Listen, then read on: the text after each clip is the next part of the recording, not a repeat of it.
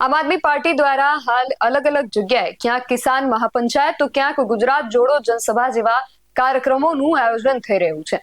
આપણે અનેક વખત જોયું છે કે આમ આદમી પાર્ટીની જ્યારે ચાલુ સભા હોય ત્યારે એમાં આવીને સામાન્ય જનતા કે કોઈ પણ લોકો હોય છે આવીને પ્રશ્નો પૂછતા હોય છે. અને આપણે ત્યાં સુધી જોયું કે જામનગરમાં ગોપાલ ઇટાલિયાની સભા દરમિયાન જ્યારે ગોપાલ ઇટાલિયા મંચ પરથી બોલી રહ્યા હતા ત્યારે એક વ્યક્તિ ત્યાં આવે છે અને ગોપાલ ઇટાલિયા પર જૂતું ફેંકે છે. આ બધા બનાવો આપણે અત્યાર સુધી જોયા. અને ગઈકાલે કચ્છના નવા કટારિયા ગામે આમ આદમી પાર્ટીની કિસાન મહાપંચાયત યોજાઈ હતી.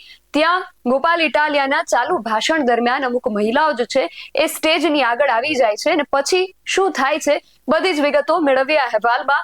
જય હિન્દ, BSI ટીવી ન્યૂઝ પર આપની સાથે હું છું નિધિ ગઢવી. આમ આદમી પાર્ટી હાલ ઠેક ઠેકાણે મહાપંચાયત અને ગુજરાત જોડો જનસભા જેવા કાર્યક્રમો કરી રહી છે. ત્યારે ગઈકાલે કચ્છના નવા કટારિયા ગામે આમ આદમી પાર્ટીની કિસાન મહાપંચાયત યોજાઈ હતી. આ મહાપંચાયતમાં આમ આદમી પાર્ટીના જે નેતાઓ છે એ મંચ પરથી પોતાનું ભાષણ આપી રહ્યા હતા.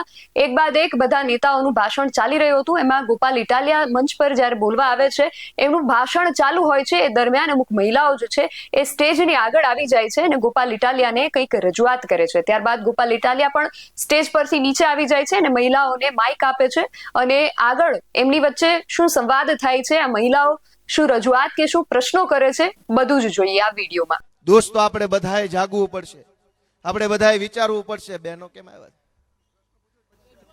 હા તો કરજો. હું એવું છે હા હું છે? હાલ્યો હાલ્યો માઇક હાલ્યો માઇકમાં બોલાય. ઉરાવી આવો.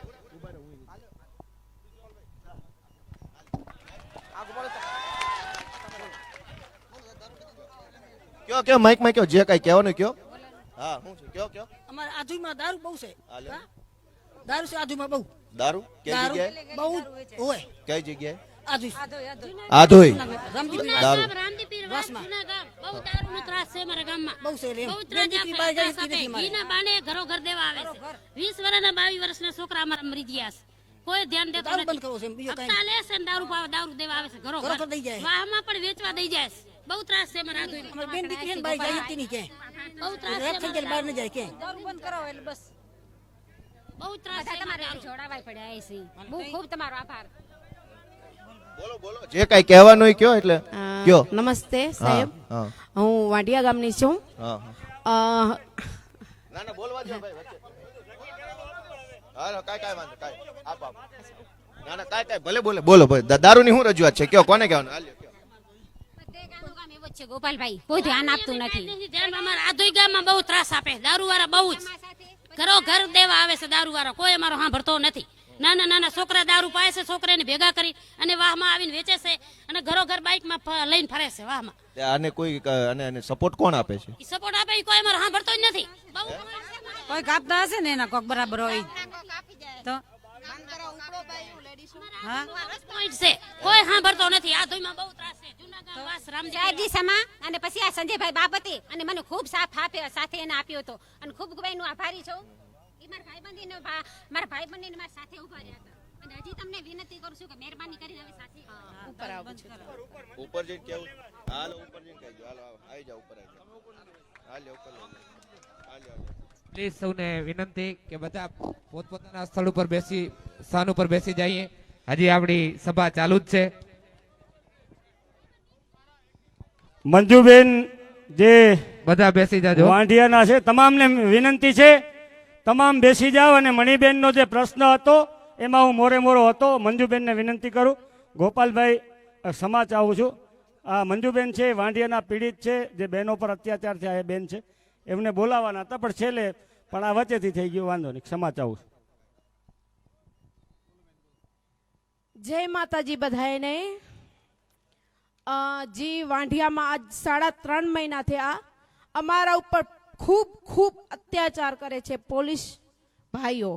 જી અણદાણીના ગુલામ કહી તો ગુલામ અને અહીંયાના માણસો કહી તો માણસો અમારા ઉપર ખૂબ ખૂબ અત્યાચાર કરે છે.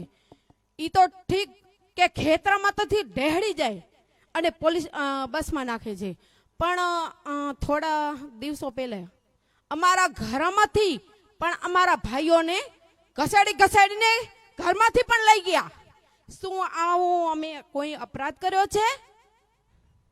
બોલો, અપરાધ કર્યો છે અમે કોઈ? શું અમે કોઈ આદિવાસી નથી, આતંકવાદી નથી તે કોઈ અમને ઉપાડી જાય.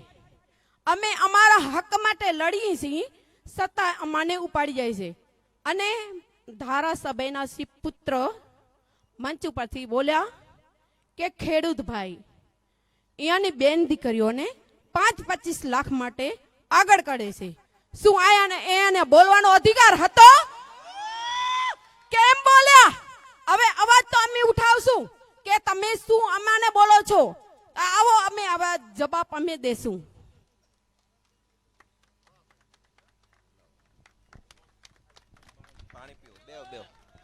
હાલો દોસ્તો,